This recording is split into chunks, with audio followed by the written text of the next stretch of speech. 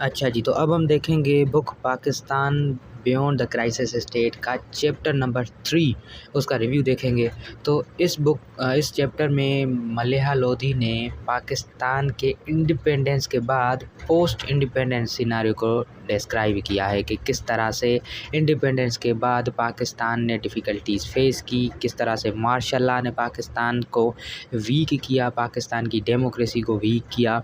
और उसके बाद पाकिस्तान ने जो 4 मार्शल लॉज़ को फ़ेस किया, जिसकी वजह से ना सिर्फ इकोनॉमिकल बल्कि पॉलिटिकल ब्रीच हुआ पाकिस्तान का। उसके अलावा पाकिस्तान की वॉर्स हुई जो इंडिया के साथ, और इनकी वजह से जो कॉन्सिक्वेंसेस हुए economical, social and political consequences because of Wars against India. तो किस तरह से पॉवर्टी आ गई पाकिस्तान में, और किस तरह से पाकिस्तान में एक अनरेस्ट डेवलप हो गई आफ्टर कोल्ड वॉर। और जब यूएसए ने एलाई किया पाकिस्तान को और पाकिस्तान ने न्यूक्लियर वेपन डेवलप किया, उसके बाद पाकिस्तान के जो इंस्टीट्यूशंस थे उसके बारे में उन्होंने डिस्क्राइब किया है। तो इन डेप्थ में नहीं जाऊंगा। इस चैप्टर में मोस्टली उन्होंने एक पूरी लीनिएज बताई है हिस्ट्री की, फ्रॉम 1947 टू 2020 तक उन्होंने ये पूरी लीनिएज बताई है इस बुक में।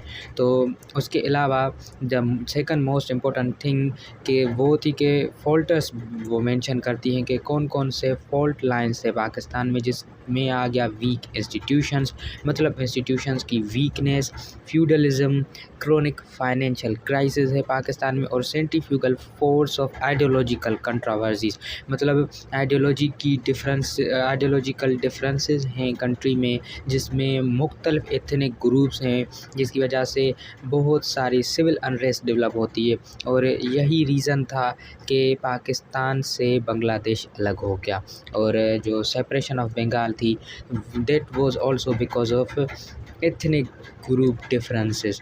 उसके अलावा पॉलिटिकल एलीट के बारे में वो बताती है कि किस तरह से पॉलिटिकल एलिट्स की वजह से किस तरह से पाकिस्तान की इकोनॉमी स्पॉइल हो गई और डिटीरियरेट हो गई, जिसमें फ्यूडलिज्म और ट्राइबल सिनारियो आ गया उन रीजन्स में जहाँ पे फ्यूडलिज्म और रूरल लैंड ओनर्स की मेजॉरिटी थी। और यही रीज़न है पाकिस्तान के इकोनॉमिकल डाउनफॉल का कि यहाँ पे पॉलिटिकली इलाइट क्लास ने रेजिस्ट किया उन रिफॉर्म्स को जिनकी वजह से जीडीपी इंक्रीज़ हो सकती थी, जीडीपी इम्प्रूव हो सकती थी। उसके अलावा पॉलिटिकल इलाइट्स ने लेवरेज किया स्टेट ओन्ड रिसोर्सेज को और वेल्थ को ट्रांसफ़र किया अपने फ़ायदे के लिए। तो ये सारे जो कलेक्टिव इश्यूज़ थे उन्होंने इम्पेक्ट किया कंट्री के जीडीपी को, उन्होंने इम्पेक्ट किया जीडीपी पर टैक्स रेशो को। और ये मोस्ट कॉमनली मुशर्रफ के दौर में इसको देखा गया। और उसकी बाद जो मलिहा लोधी डिस्क्राइब करती हैं एग्रीकल्चर के बारे में कि agriculture contributes about 22% of GDP, but उसकी यील्ड ओनली 1% ऑफ इनकम है। मतलब एग्रीकल्चर पाकिस्तान के लिए करंट सिनारियो में एक फ्लॉड मेथड है। Industrialization can be more beneficial. Service sectors में वो कहती हैं कि सर्विस सेक्टर ने हाईएस्ट रिटर्न्स दिए। उसके अलावा पाकिस्तान की रेमिटेंसेस पे रिलायंस है। एक्सटर्नल फाइनेंसिंग जैसे कि आईएमएफ के लोन और वर्ल्ड बैंक के लोन्स पे पाकिस्तान की रिलायंस ज़्यादा रही।